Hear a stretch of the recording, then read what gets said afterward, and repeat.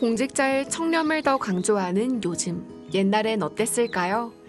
조선시대엔 공직자의 청렴함과 책임감을 높이기 위한 제도가 많았습니다.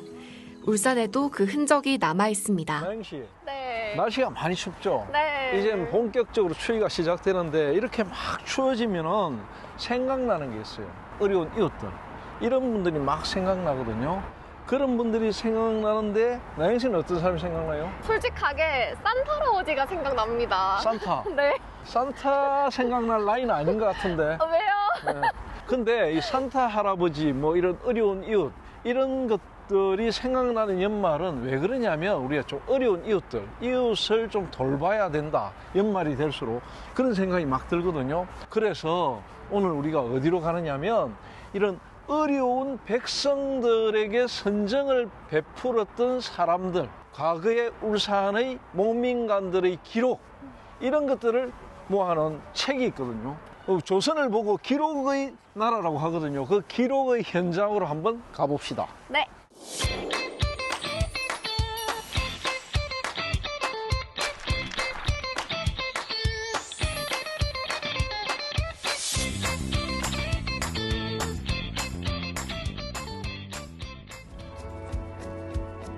다른 지역과 차별화되는 울산만의 역사를 담은 울산박물관인데요. 역사적인 유물뿐만 아니라 소소해 보여도 의미 있는 선조들의 이야기를 엿볼 수 있습니다. 와, 입구에 들어서자마자 제 눈을 사로잡는 게 많이 보여요. 그렇죠. 울산박물관 흥미로운데요? 울산박물관이 이제 역사가 한 15년쯤 됐거든요. 광역시가 되고 나서도 한참 지나가지고 2011년 6월에서야 이게 이제 오픈을 했거든요. 근데 사실은 박물관이 들어서게 된 그 여러 가지 이유 중에 울산의 발굴의 역사가 있어요. 1990년대에 들어가지고 울산권에 여러 가지 발굴이 많이 일어났어요. 땅을 파고 발굴을 해보니까 어마어마한 것들이 나오는 거라. 선사시대부터 철기, 역사시대에 이르기까지의 모든 그 유물들이 막 쏟아져가지고 울산이라는 곳이 어마어마한 곳이구나. 그렇게 인식을 하기 시작했거든요. 그런데 땅에서 발굴한 이런 것들을 보관할 장소가 없는 거야, 울산. 그래서 울산대학교 박물관에 조금 보관을 했지만 실질적으로는 전국적으로 다 흩어졌어요. 울산에 박물관을 만들어야 된다. 그런 이야기가 막 일어났고 많은 노력 끝에 2011년에 박물관이 완성이 됐어요. 근데 특히 울산 박물관이 의미가 있는 거는 여기에 있는 한 25만 점 되는 그 유산들, 유물들, 그리고 뭐 여러 가지 자료들이 많이 있거든요. 그런 것들 가운데 일반 울산 시민들이 기증한 게 약 20만 점이에요. 다른 도시에서 볼 수 없을 정도로 기증유물들, 기증유산이 되게 많은 박물관이다. 그게 굉장히 자랑거리가 되고요. 그래서 울산 박물관에서는 명예의 전당, 그리고 기증자들을 위한 공간 이런 걸 별도로 마련해가지고 기증유물들을 한 곳에 모아놓고 순회 전시를 하고 이렇게 이야기를 하고 있습니다. 어떤 유물들이 기증됐어요? 진짜 다양해요. 옛날에 뭐 생활도구 그리고 귀중한 책 이게 되게 많은데 제가 소개할 만한 게 뭐냐면 눈에 띄는 게 뭐냐면 그 명촌 지역에 염전을 했던 집안의 딸이 염전밭에서 일했던 사진들 이런 것들을 찾아가지고 울산박물관에 기증했거든요. 또 하나는 이제 학성시 그 이해 선생의 후예 집안에서 조선시대 후기의 그 의복이라든지 뭐 관례라든지 이런 것들이 다 고스란히 남아요. 그걸 또 기증했거든요. 또 이제 울산을 거쳐갔던 수많은 그 부사들 어떤 일을 했고 어떤 분들이 여기를 다녀갔는가 하는 기록을 상세하게 적어놓은 울산부 선생안이라는 게 있어요. 그것도 기증을 해가지고 굉장히 귀중한 유산으로 남아있죠. 조선시대 부사는 지금의 시장처럼 한 지방을 책임지는 관리였는데요. 울산부사의 모든 행적에 기록되어 있는 선생안을 한 시민이 쓰레기 더미에서 발견했습니다. 저는 선생안이라는 명칭도 낯설고 또 구체적으로 어떤 내용이 담겨 있는지 궁금해요. 이 울산부 선생안은 한마디로 말해서 울산의 인문지리서 시초다 이렇게 보면 되고요. 사실은 울산부 선생안의 딱 첫 페이지를 열면은 울산이 어떻게 해서 이름이 지어졌고 과거에 어떤 모습을 하고 있었고 그리고 어떤 역사를 가지고 있었는가를 쭉 설명해 놨어요. 그것과 함께 1598년부터 1906년까지 한 300여 년이 넘는 기간 동안에 울산을 다녀간 부사들, 어떤 선정을 베풀었고 어떤 것을 했는가 이런 것들을 자세하게 기록해 놔가지고 엄청난 기록 유산으로서 가치가 있다고 봐집니다. 예전에는 이제 다른 지역들, 뭐 울산과 가까이에서 보면은 뭐 부산, 뭐 진주, 경주 이런 지역들은 다 선생안들이나 지리서라든지 인문서라든지 이런 것들이 많이 나왔어요. 근데 울산은 선생안이 없었거든. 이게 너무나 우연한 기회에 발견이 됐어요. 어떤 기회예요? 오래된 약방이 시내에 있었거든. 성남동 쪽에 있었는데 그 약방 주인이 옛날의 문서들을 좀 많이 갖고 있었어요. 이채동이라는 분이 그 약방에서 종업원으로 일을 했거든.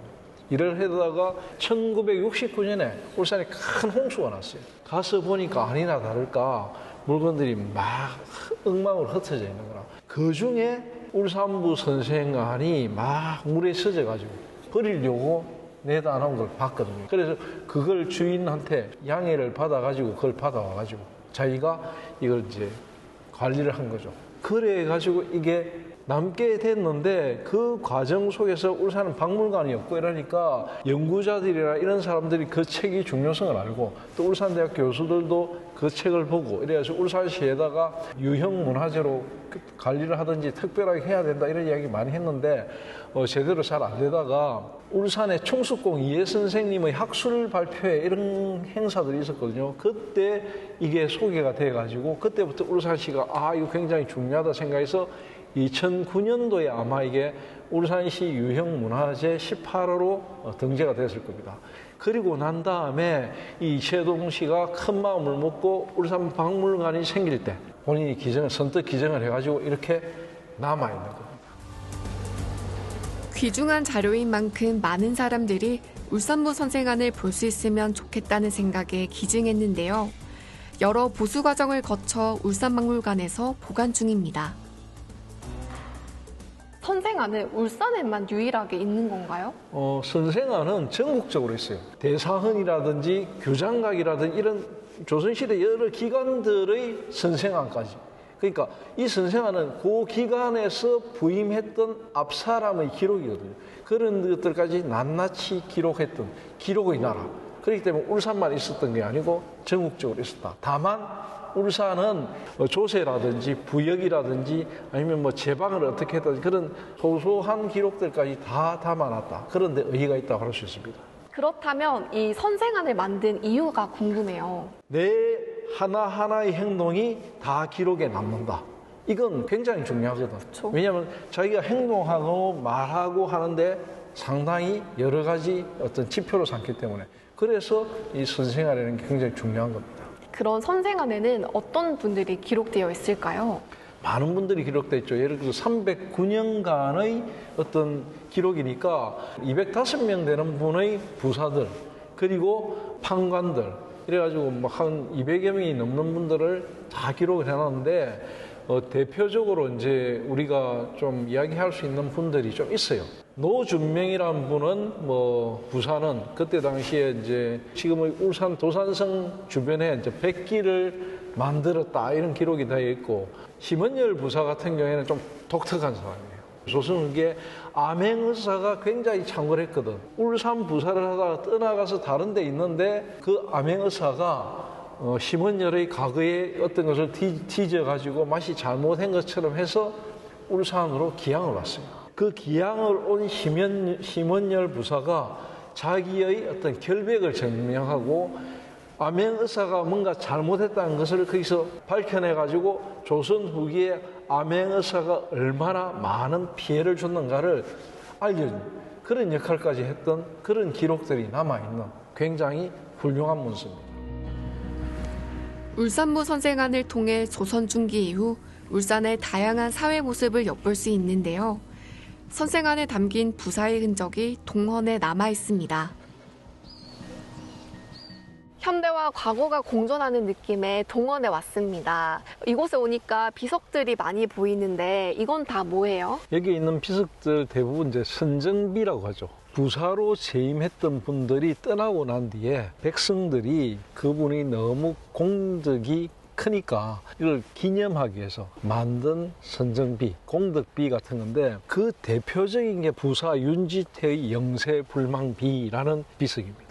1742년에 부임을 오셔가지고 44년까지 재임을 하셨는데 그 기간 동안에 가장 힘썼던 게 치수예요. 제방공사라든지 물길을 다스리든지 그런 것들을 관리하고 시설을 보수하는데 많은 힘을 쓰셨고 뭐 관공서라든지 아니면 학교 시설이라든지 이런 것을 보수하는데 많은 노력을 하셨는데 이분은 백성들의 세금을 경감하고 백성들이 돈을 좀 안 내게 만들면서 선정을 베풀었거든. 그러니까 굉장히 이제 백성들로부터 칭송을 받았던 거죠. 특히 솔로몬의 판결이라는 것으로 유명했던 부사가 바로 이 윤지태 부사입니다. 어떤 판결을 내린 거예요? 이 어떤 판결을 내냐면 가난한 옹기장수가 옹기가 깨져가지고 주저앉아갖고 신세를 한탄하고 있는 걸 이 부사가 가다가 우연히 발견했거든요. 사연을 들어보니까 참 안타깝거든. 다음 날 동원에 그 옹기장수를 오게 해가지고 그 당시에 이제 잘 사는 부잣집 어부 두 집을 불러가지고 판결을 내요. 동쪽에 사는 이 어부는 동쪽 바람을 크게 일으켰고 서쪽에 사는 어부는 서쪽 바람을 크게 일으켰다. 그 바람이 섞여가지고 해오리가 돼가지고 옹기를 쭉 깼으니까 이 두 부자께서 이 옹기장수에게 옹기값을 물러주세요. 이렇게 판결했거든요. 그 뜻을 알아차린 그 어부 부자들이 그 옹기장수에게 옹기값을 줬다는 이런 유명한 판결이 있어요. 네, 요즘 시대에서는 조금 비과학적인 그런 판결이라는 생각이 드는데 그래도 옹기장수의 마음을 헤아리려는 그런 마음만큼은 좀 공감이 되는 것 같습니다. 그렇죠. 이제 이 부사가 할 수 있는 최선의 판결이 아니었는가. 뭐 오늘날에도 그런 판결들이 뭐 가끔씩 나오거든요. 그게 뭐 아주 좀 좋은 사례라고 할 수 있겠습니다. 동원에는 백성편에 서서 좋은 정치를 펼쳤던 부사의 업적을 담은 선정비로 가득한데요. 정해진 임기보다 더 오래 머물렀던 부사도 있었습니다. 또 다른 어떤 분들이 있어요? 또 다른 분은 이제 울산 부사 가운데 최장기 부임 기간을 기록했던 조재선 부사라는 분이 있어요. 이분은 공덕배 한 개가 아니고 울산에만 3개, 밀양까지 치면 4개나 돼요. 그 정도로 굉장히 유명했던 분. 이분은 어떤 분이냐면 한마디로 말해가지고 자기의 어떤 공직이 전부 다 백성들을 위한 것이다 이렇게 생각했고 그걸 몸소 실천했던 분. 자기가 가지고 있는 것들을 다 팔아가지고 백성들을 위해서 썼다. 단순하게 그냥 그걸 나눠준 게 아니고 그 돈을 그 이자를 불려가지고 백성들을 위해서 썼다 하는 기록이 나와 있고 이분이 이제 재임을 오래 했던 이유는 백성들이 가지 말아 달라고 붙잡았겠죠. 그리고 뭐 조정에도 그런 이야기를 하고 그러면서 자꾸 계속 머물게 됐고 그분이 계시는 동안에 이 지역의 어떤 학생들을 가르치고 후학에 힘쓰고 이런 것들도 굉장히 많이 하셨고 세금을 탕감하고 예를 들어 노역을 하거나 옛날에는 조선시대는 역이 많았어요. 군역, 노역 이런 게 많았거든요. 그런 걸 하지 않기 위해서는 세금을 내야 돼. 아주 힘든 노인이거나 노약자나 어린이 이런 부녀자들 이런 사람들은 돈도 없고 사실은 몸도 약하잖아. 그런 사람들을 위해서 이 부사께서 그런 걸 면제해주고 백성들을 위한 마음이 굉장히 지극했던 분 이렇게 기록될 수 있습니다. 그렇게 했기에 칭송받기 정말 마땅하다는 생각이 듭니다. 그렇죠. 이제 굉장한 선정을 베푼 것이고 그 선정을 많이 베풀었기 때문에 학성공원 그리고 운흥사 밑에 북구의 달골마을 이런 데다가 이제 선정비를 3군데나 세워두는 최고의 울산시장이었다. 이렇게 이야기할 수 있을 것 같습니다. 선생아는 단순한 인명록을 넘어 공직자로서 본받아야 할 모범적인 행동과 정신을 기록했는데요. 오랜 세월 동안 공직자들의 기본 지침서가 되줬습니다.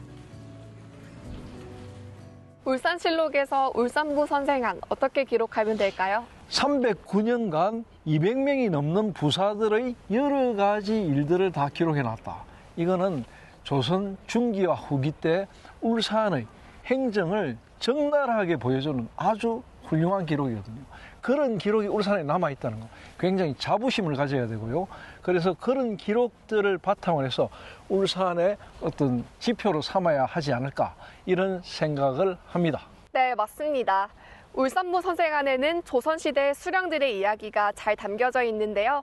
앞으로 울산실록이 그런 역할을 할 수 있도록 더욱 열심히 하겠습니다. 네, 더 열심히 기록하겠습니다.